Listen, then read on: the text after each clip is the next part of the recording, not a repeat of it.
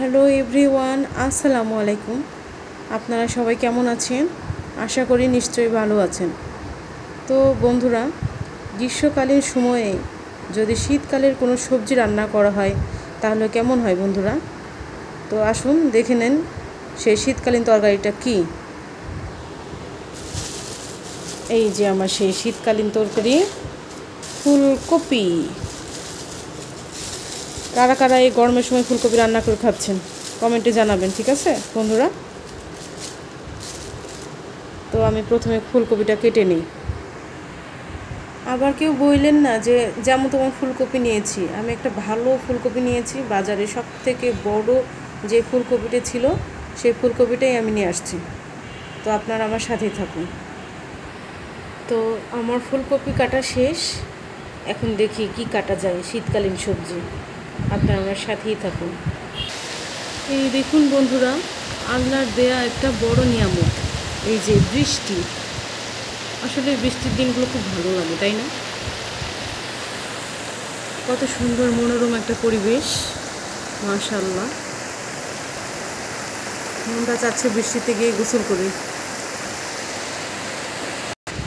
এই দেখুন বন্ধুরা, আমার শীতকালীন সবজি টমেটো। এই তো আমার টমেটো ও আলু কাটা হয়ে গেল। এখন আমি পেঁয়াজগুলো কেটে নেব। এই যে আমার সে পেঁয়াজগুলো ছিলে কেটে নেব। আলহামদুলিল্লাহ, তরকারি ও পেঁয়াজ সব কিছু কাটা হয়ে গেল। এখন মাছের কি অবস্থা দেখে আসি। এই যে আমার মাছগুলো এখন ধুয়ে পরিষ্কার করে হলুদের গুঁড়া, মরিচের গুঁড়া, লবণ দিয়ে মেখে ভেজে নিতে হবে। আপনারা আমার সাথেই থাকুন। এই যে সুন্দর করে নাচো বৃষ্টির পানিতে করে, একটু নাচো।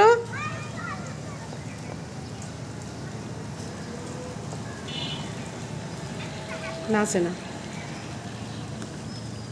বৃষ্টি থেমে গেছে তো একদম শুকনো হয়ে গেল।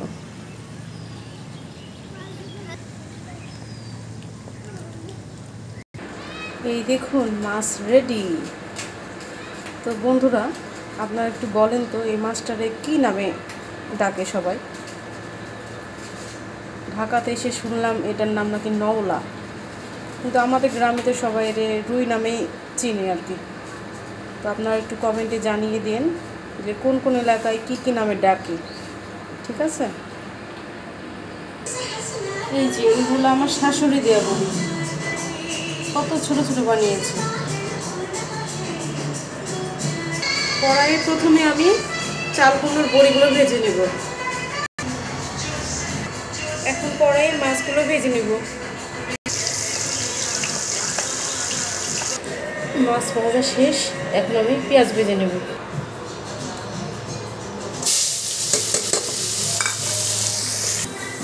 পেঁয়াজ ভাজা হয়ে গিয়েছে, এখন অল্প করে পানি দিয়ে দেব মশলা কষানোর জন্য। আর একে একে সব মশলাগুলো দিয়ে দেব। আদা রসুন বাটা, হলুদের গুঁড়া,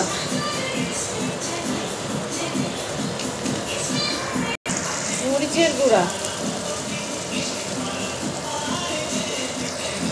স্বাদ মতো লবণ। মশলাগুলোকে ভালোভাবে কষিয়ে নেব।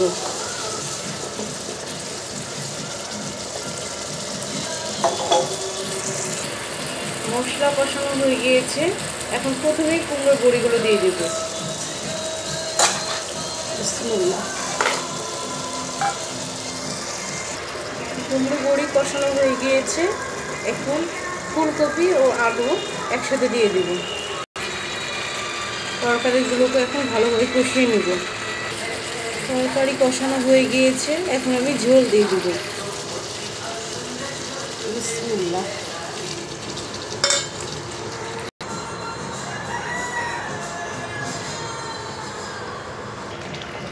তরকারি রান্না শেষের দিকে, এখন আমি নামাবো। মাশাআল্লাহ, আমার তরকারি অসম্ভব সুন্দর হয়েছে। দেখেন কি সুন্দর চেহারা। তো সবাই ভালো থাকবেন সেই কামনায়। আল্লাহ হাফিজ। ও শেষে একটি কথা, তরকারি কেমন হলো সবাই কমেন্টে জানাবেন। আল্লাহ হাফিজ।